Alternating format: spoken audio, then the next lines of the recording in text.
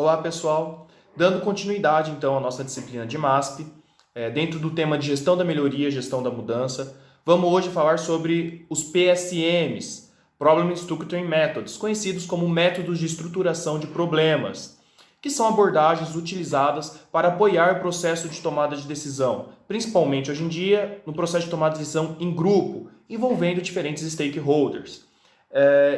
Esses métodos eles permitem aos tomadores de decisão envolvidos no problema estruturarem um problema da melhor forma possível, compreendendo possíveis ações ou possíveis alternativas a serem escolhidas. Esse é o tema de hoje, pessoal. Sobre métodos de análise e solução de problemas, podemos falar de uma forma geral que muito se é discutido sobre como encontrar a solução de um problema. Ou seja, chegar na solução final, na resposta final, da forma mais eficiente e eficaz possível. Dessa forma, muitos esforços são despendidos para se descobrir qual método ou técnica utilizar para se obter essa solução, essa resposta final. E dessa forma, pouca atenção vem sendo dada para a definição do problema, para a compreensão do problema. E se o problema é mal definido ou pouco compreendido, provavelmente soluções ruins serão geradas, não sendo tão adequadas para aquele problema. Para superar essas barreiras, então, métodos de estruturação de problemas vêm sendo utilizados, propostos na literatura. Essas abordagens, também conhecidas como Problem Structuring Methods, PSMs, são abordagens utilizadas para apoiar esse processo de tomada de decisão. E elas são classificadas como Soft Techniques, dentro do Soft PO. São técnicas do perfil mais qualitativo, que são indicadas para problemas complexos, que envolvem a integração de diferentes percepções, normalmente atrelados ao nível estratégico, e busca modelar, então, as diferentes opiniões de diferentes tomadores de decisão, stakeholders, sobre diferentes alternativas, ações possíveis. Então, envolvem, normalmente, muitas variáveis e parâmetros que devem ser analisados. Esses métodos, eles normalmente contribuem para um melhor entendimento sobre o problema em si. E, para isso, eles têm um passo a passo, nos fornecem um passo a passo para ter um processo de aprendizagem iterativo. Então, com isso, envolvem muitas discussões, revisões, para poder se chegar na melhor definição possível de um problema. Existem vários métodos de estruturação disponíveis na literatura. Dentre eles, nós podemos citar 4 principais. O primeiro sendo o SODA, Strategic Options Development Analysis. O segundo, o SSM, Soft Systems Methodology. O terceiro é o SCA, Strategic Choice Approach. E o último é o VFT, Value Focused Thinking. É claro, existem outras abordagens, outros métodos, porém esses 4 são os mais populares e que vêm sendo utilizados. A utilização somente dos métodos de estruturação de forma isolada, eles podem não garantir também a total compreensão do problema. Dessa forma, vocês podem combinar essas metodologias também, ou até mesmo utilizar outras ferramentas, técnicas que a gente já viu ao longo desse curso. Sendo assim, o objetivo dessa avaliação, dessa estruturação de problemas e modelos de avaliação, primeiro é compreender a situação problema. E segundo, compreensão do modelo de avaliação, ou seja, o que eu quero avaliar e depois como eu vou avaliar. Quando a gente tenta combinar essas duas compreensões, nós temos então uma compreensão holística do problema, ou seja, uma visão geral do problema, o que pode proporcionar uma tomada de decisão mais adequada, uma solução mais adequada para esse problema. Dentro então dessa parte de definição do problema, compreensão do problema, nós temos dois grandes passos, que seria definir o problema e definir a participação do problema. Esses dois passos, eles se complementam. Ou seja, conforme você está definindo o problema, você pode também estar já definindo a participação, ou seja, quem irá avaliar. E da mesma forma, quando você está pensando na participação, você pode também estar contribuindo para ampliar ou diminuir o escopo de um problema. Focando agora na definição do problema, ele busca então capturar essas diferentes compreensões sobre o problema e facilitar a definição do problema compartilhado pelo grupo. Ou seja, busca avaliar todas as informações possíveis dentro desse escopo de atuação.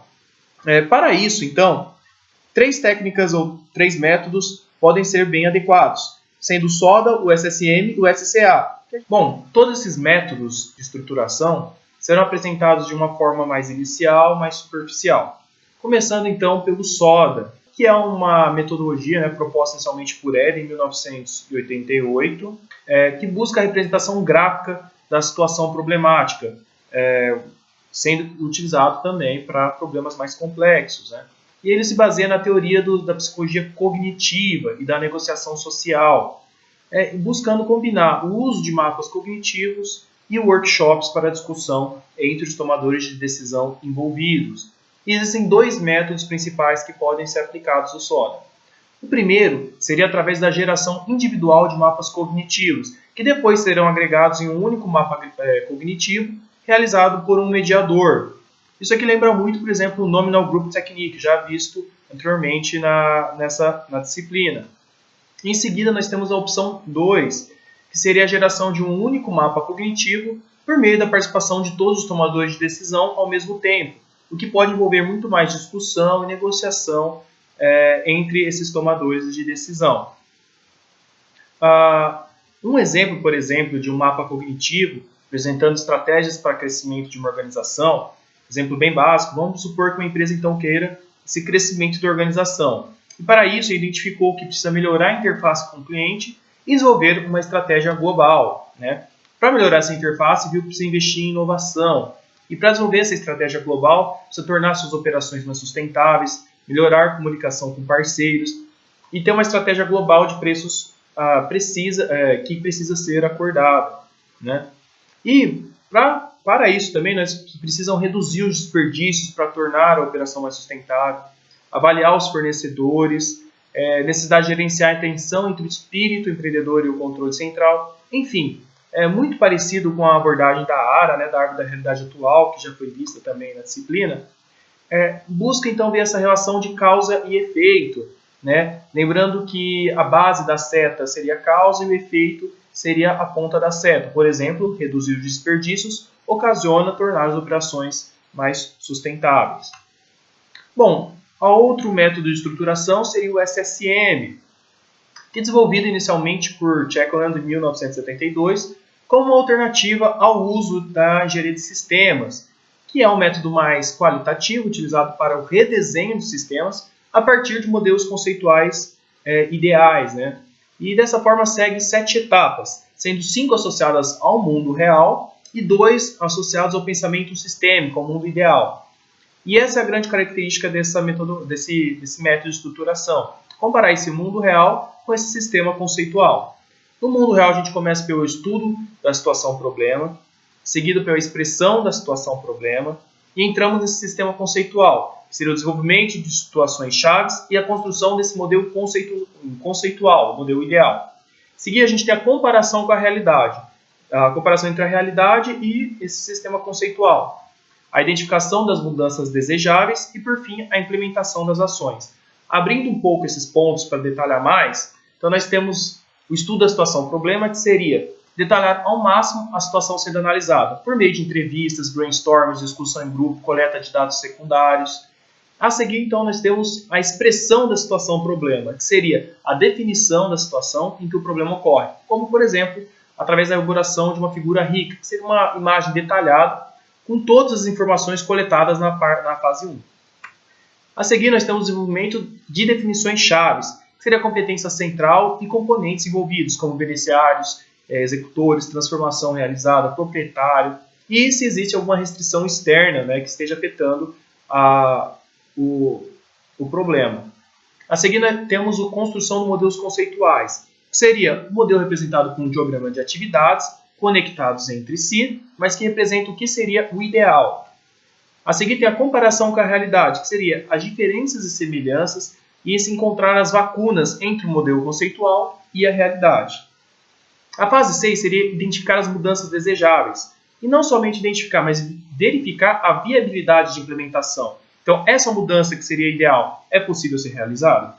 E, por fim, a implementação das ações, que seria colocar em prática as ações que são mais apropriadas. A próxima, então, metodologia seria o SCA, que é uma abordagem com foco no estudo de situações estratégicas que necessitam lidar com incertezas, né? como, por exemplo, o ambiente de trabalho, que seriam incertezas relacionadas mais com respostas técnicas, como pesquisas necessárias, análises, modelagem de um problema. Depois nós temos os valores orientadores, que seriam incertezas mais relacionadas aos valores, aos objetivos, gestão de conflitos entre as áreas e política direcionadora, por exemplo. E, por fim, as incertezas relacionadas ao escopo, que seria a negociação, a colaboração, o concentro entre as áreas interessadas ou que poderiam ser atingidas pelo problema analisado. A seguir, ele é composto por 4 estágios, também chamados de modos complementares de tomada de decisão, sendo que o primeiro estágio está ligado à modelagem, ao modelar, que busca responder as seguintes perguntas: como as escolhas devem ser feitas? Qual o escopo da decisão? Como as áreas estão relacionadas? A segunda fase estaria na projetar, em projetar o modelo. Então, muitas vezes as alternativas são definidas para a combinação das opções de decisão viável. A terceira seria comparar como as avaliações de alternativas devem ser realizadas, quais critérios podem ser utilizados. Então, identificar quais critérios vão ser usados para avaliar essas alternativas. E, por fim, o quarto estágio seria o de escolher, como o processo futuro pode ser gerenciado diante das incertezas. Então, dependendo de cada uma das alternativas escolhidas, quais são as incertezas envolvidas e como gerenciar elas.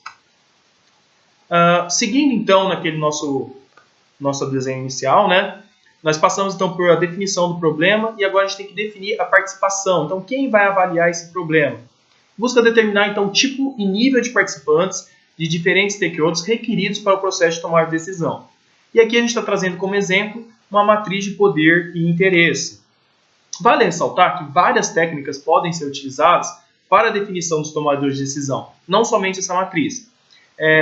Essas outras técnicas podem envolver votação, consenso, métodos, técnicas de consenso. Entretanto, ferramentas mais básicas como a matriz de poder e interesse também podem ser utilizadas e podem ser bem assertivas também, podem ser bem favoráveis. Então, um exemplo aqui, considerando estratégias para o crescimento de uma organização. A matriz, então, de poder e interesse busca observar o interesse que os stakeholders vão ter naquela decisão e o poder que eles exercem.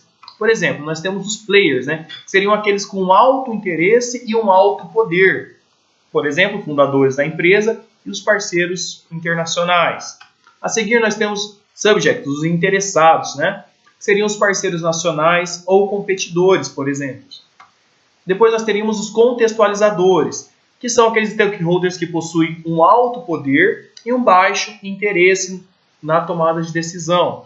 E por fim, crowd, que seria a multidão, todos os demais stakeholders. Lembrando que, beleza, nós fizemos essa classificação e quem que agora a gente vai selecionar, quais são os stakeholders? Tudo depende do problema, Se tem um problema com muitos stakeholders, às vezes só os players já são o suficiente, já são o necessário para poder ter uma tomada de decisão boa.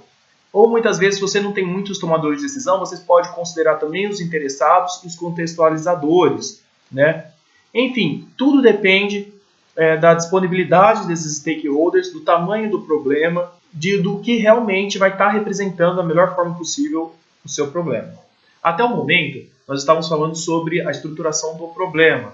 E agora a gente vai falar sobre como avaliar esse problema. E para isso, outros 3 passos podem ser seguidos. Partir da estruturação da árvore de valor. Seria organizar os objetivos para serem considerados na avaliação como uma hierarquia, para se entender a relação entre esses valores. E para isso, o VFT pode ser uma técnica muito boa para essa compreensão dessa hierarquia entre esses valores.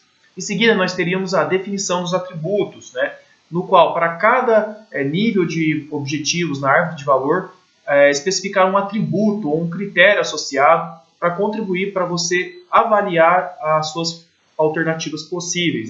Novamente, o VFT é uma boa opção de abordagem.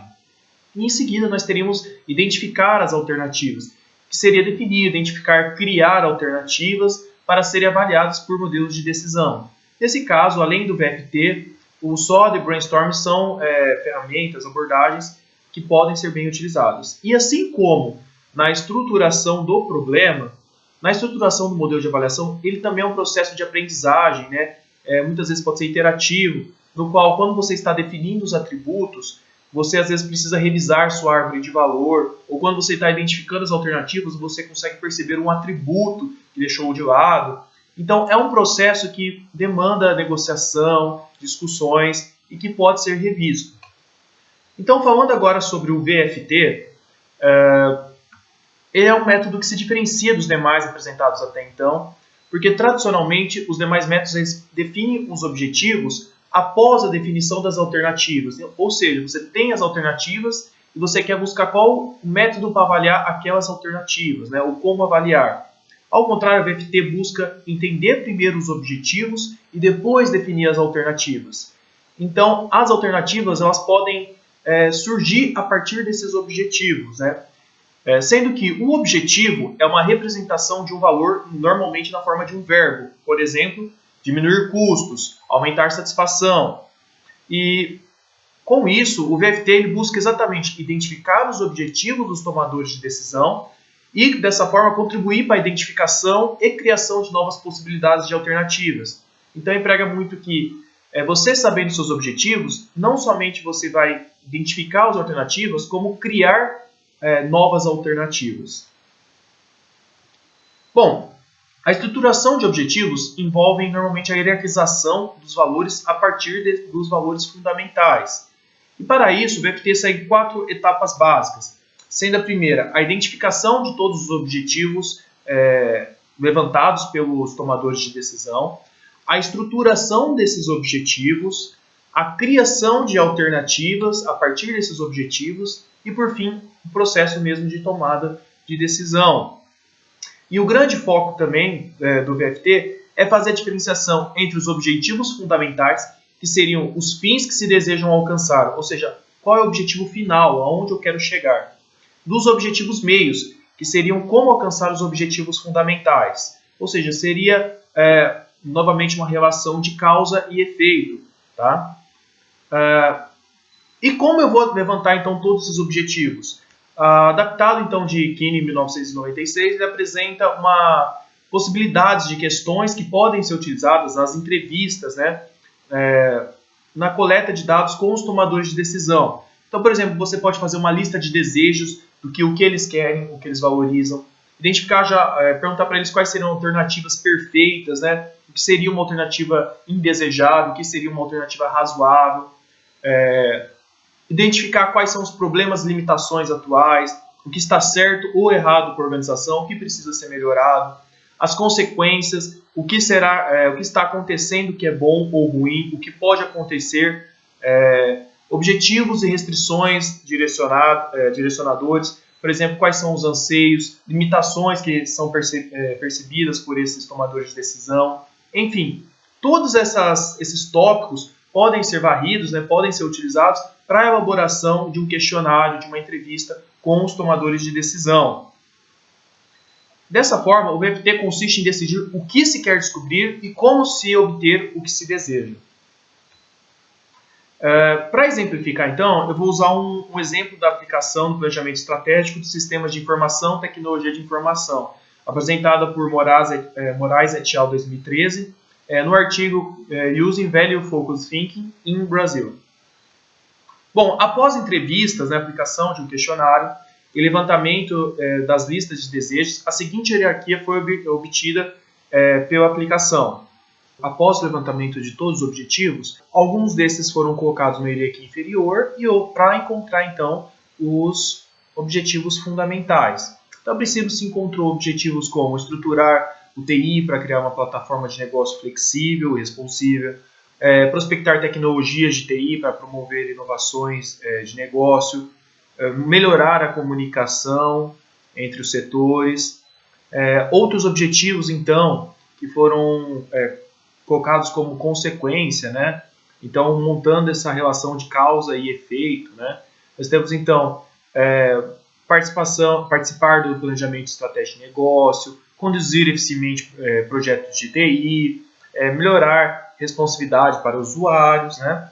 E todos esses objetivos, então, são colocados dessa forma até se chegar então nos objetivos fundamentais, que são aqueles objetivos fins, que nesse caso chegou-se no promover vantagem competitiva para o negócio, reduzir os custos e ter boa visibilidade / credibilidade, né? Então, com esses objetivos fundamentais, se chegaria então no objetivo principal, que seria utilizar o SI, o TI, para apoiar estratégias de negócio. Bom, identificando então esses objetivos fundamentais, nós passamos então para encontrar os critérios de como avaliar esses objetivos, né? A princípio, então, esses objetivos eles podem ser desdobrados para facilitar então essa mensuração. Então, por exemplo, promover vantagem competitiva para o negócio, ela pode ser desdobrada em melhorar valores do negócio e compreender as necessidades de negócio. Reduzir os custos, ser subdividido em promover eficiência operacional e promover a eficácia. E no 3, ter uma boa visibilidade e credibilidade, pode ser subdividida em melhorar a satisfação dos usuários e ser patrocinado pelo CEO. Bom, cada um então desses objetivos, né, fundamentais, eles são analisados para ter então os atributos, né, como serão avaliados, né, e dessa forma, esses 6, para cada um desses subobjetivos fundamentais, nós temos um meio de avaliar. Então, quantidade de custo reduzido, redução do tempo de processamento, percentual de soluções de SI e TI proposta pela área, valor de aumento de lucro e percentual de receita investida em SI e TI. Devemos ressaltar também que, a partir então desses objetivos, desses critérios, né, utilizados para avaliar, então nós podemos então também identificar as alternativas, né? E para identificar essas alternativas, novamente, diversas técnicas que já foram vistas na disciplina, workshops, podem ser utilizados entre os tomadores de decisão. Entretanto, sabendo esses objetivos, sabendo os critérios que serão utilizados para avaliar o problema, muitas vezes eles podem, além de identificar as alternativas, criar as alternativas, né, que serão avaliadas. E, por fim, a seleção da melhor alternativa depende do modelo ou da técnica que vai ser utilizada de escolha. Muitas vezes até utilizando funções de utilidade, né, valores de utilidade, para poder selecionar a melhor alternativa. Revisando, então, de uma forma geral, essa estruturação do problema e estruturação do modelo de avaliação, nós podemos dizer que são 3 grandes passos, né? O primeiro sendo estruturar a situação do problema, no qual busca-se um consenso na definição do problema com o cliente, né? E essa definição, né, esse consenso, vem também da participação dos stakeholders, né, identificando quais são esses principais stakeholders. O passo 2 seria estruturar um modelo de avaliação, que é definir e distinguir objetivos fundamentais e objetivos meios, estruturar a árvore de valor, desenvolver os atributos ou critérios para os objetivos fundamentais e identificar / criar as alternativas. Lembrando que, por ser um processo iterativo de aprendizagem, muitas vezes quando você está estruturando o modelo de avaliação, você pode estar revendo o seu problema e vice-versa, né? Os dois eles acabam se complementando. E, por fim, nós temos o passo 3, que seria modelar as preferências e avaliar essas alternativas identificadas. Seria elicitar funções de utilidades, elicitar trade-offs, avaliar desempenho das alternativas de acordo com os critérios selecionados ou com os atributos, né? Agregar esses desempenhos parciais, obter desempenho médio, ou conduzir uma análise de sensibilidade para ver como a sua resposta varia de acordo com a parametrização. E, novamente, esse passo 3 também, ele pode, junto com o passo 2, eles podem ser revistos, né? Então, a partir do momento que você está fazendo o passo 3, você pode identificar algo que pode ser mudado no modelo, né, de avaliação. Então, é um processo, novamente, de aprendizagem, né, de discussão. Esse modelo, então, é apresentado por Frank Muntbeller no artigo Problem Structuring for Multi-Criteria Decision Analysis Interventions, né? E é muito útil para poder ver essa questão da aprendizagem entre esses passos para a estruturação do problema e do modelo de avaliação. Novamente, acho que é legal destacar que a estruturação do problema modelo de avaliação, apesar de ter um passo a passo que esses métodos apresentam, acaba não sendo tão engessado, né? E permite, então, uma flexibilidade, uma liberdade dos tomadores de decisão em utilizar tanto várias técnicas ou vários métodos, combinando eles para cada etapa. Isso é importante, né? É avaliar quando você pode utilizar uma técnica para ajudar no processo de tomada de decisão.